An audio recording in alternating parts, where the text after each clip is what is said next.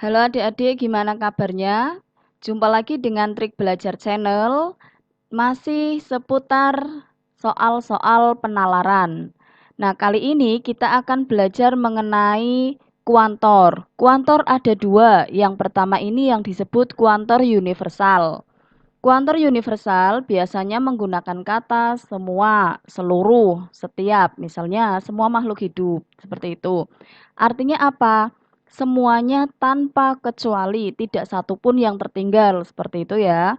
Kemudian ada lagi kuantor yang disebut kuantor eksistensial.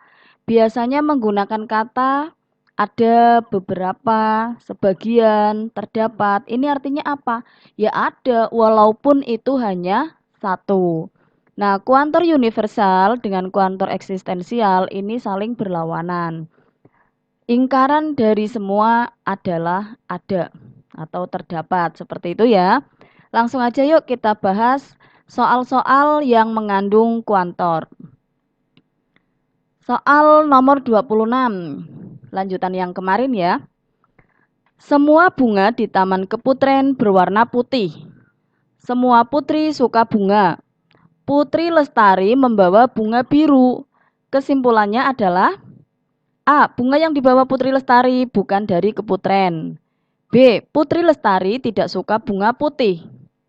C. Di Taman Keputren ada bunga yang berwarna biru. D. Putri Lestari suka bunga biru. Yang mana? Iya, ini jawabannya yang A. Bunga yang dibawa Putri Lestari bukanlah dari Keputren. Paham apa belum adik-adik? Ya, kita bahas ya. Ini semua bunga di Taman Keputren berwarna putih. Ini kita ingat lagi kalau ini dibuat dalam pernyataan matematika, jika P maka Q. Jika bunga itu dari Taman Keputren, maka pasti warnanya putih. Kan seperti itu ya. Kemudian semua putri suka bunga, artinya semua putri tidak ada kecuali, tidak ada satupun putri yang tidak suka bunga. Kemudian ini Putri Lestari membawa bunga biru. Nah, di sini jika Keputren maka putih. Ini kinya itu berwarna putih. Nah, ini kok ternyata Putri Lestari membawa bunga biru. Biru itu kan lawan dari putih ya. Bisa biru, bisa merah, itu kan semuanya lawan dari putih. Nah, artinya apa? Kalau ada jika P maka Q, kemudian tidak Q. Ini adalah rumus modus tollens. Maka kesimpulannya tidak P. Apa itu tidak P? Bunga yang dibawa Putri Lestari bukan dari Keputren. Paham ya adik-adik? Oke, lanjut kita ke soal nomor 27. Semua anak bergembira jika bermain di taman wisata.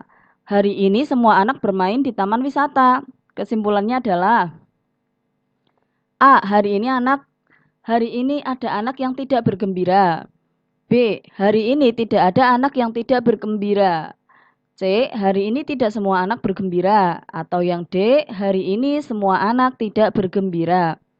Yang mana? Ya, yang B. Hari ini tidak ada anak yang tidak bergembira. Simak nih pembahasannya. Semua anak bergembira jika bermain di taman. Ini kalau kita buat pernyataan dalam jika P maka Q, artinya kan jika bermain maka semua anak bergembira. Seperti itu ya. Nah, ini bermain itu adalah P, semua bergembira ini adalah Q. Kemudian hari ini semua anak bermain di taman wisata. Ini artinya P. Semua bermain. Jika P maka Q, P. Berarti kesimpulannya adalah Q. Apa itu Q? Hari ini semua anak bergembira. Nah, hari ini semua anak bergembira. Ini kalau kita lihat dalam ABCD, yang sesuai yang mana? Yaitu yang B. Hari ini tidak ada anak yang tidak bergembira. Semua artinya tidak ada yang tidak gitu ya, tanpa pengecualian. Lanjut ya ke soal berikutnya. Soal nomor 28. Beberapa diplomat menguasai lebih dari satu bahasa. Semua yang menguasai lebih dari satu bahasa pandai berbicara. Kesimpulannya adalah A. Yang menguasai beberapa bahasa adalah diplomat. B. Sebagian yang pandai berbicara adalah diplomat. C. Semua diplomat pandai berbicara. D. Semua yang pandai berbicara adalah diplomat. Yang mana jawabannya? Ya, yang B. Sebagian yang pandai berbicara adalah diplomat. Yuk kita bahas lagi yuk. Beberapa diplomat menguasai lebih dari satu bahasa. Ini ya, beberapa yang P, maka Ki gitu ya. Kemudian semua yang menguasai lebih dari satu bahasa pandai berbicara. Semua yang Ki ini ya, Ki itu menguasai lebih dari satu bahasa. Ini artinya semua yang Ki maka R. Nah ini rumus apa ini?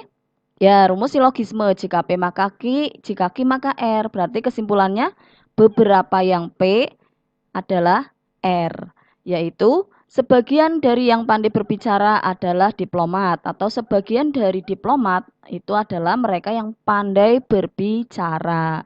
Jawabannya yang B ya. Oke, soal nomor 29. Semua murid pandai berhitung dan berperilaku sopan. Didi tidak sopan tetapi pandai berhitung. Kesimpulannya adalah A. Didi seorang murid yang tidak sopan. B. Didi seorang murid yang pandai berhitung dan tidak sopan. C.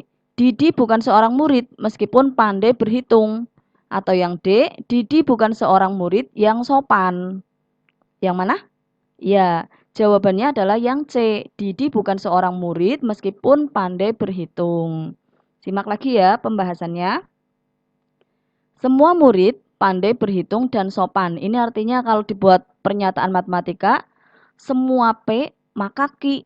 Kalau kamu murid berarti kamu pandai berhitung dan sopan gitu ya. Kemudian ada pernyataan lagi, Didi tidak sopan. Artinya Didi tidak Ki. Ini adalah rumus modus tolen. Sehingga kalau ada jika P maka Ki tidak Ki. Kesimpulannya adalah Didi tidak P. Artinya apa? Didi bukan seorang murid walaupun dia pandai berhitung gitu ya. Lanjut ya adik-adik, ini soal nomor 30, soal terakhir dari pernyataan berkuantor. Semua calon mahasiswa harus menempuh tes psikologi. Beberapa calon mahasiswa mempunyai skor TOEFL di atas 500. Kesimpulannya adalah A. Tidak dapat ditarik kesimpulan. B. Beberapa calon mahasiswa harus menempuh tes TOEFL. C. Semua calon mahasiswa harus menempuh tes TOEFL. Atau yang D. Selain tes psikologi, calon mahasiswa juga harus mengikuti tes TOEFL. Yang mana? Yang A, tidak dapat ditarik kesimpulan. Kok bisa? Nah, kasus ini seperti ini. Semua calon mahasiswa harus menempuh tes psikologi. Jika P, jika kamu calon mahasiswa, maka kamu harus menempuh tes psikologi, gitu ya. Kemudian, beberapa calon mahasiswa mempunyai skor TOEFL di atas 500, beberapa P itu punya skor TOEFL. Kesimpulannya apa? Ini nggak bisa diambil kesimpulan karena di antara dua kalimat ini tidak saling berhubungan. Tidak ada hubungan antara kedua kalimat yang pertama maupun yang kedua.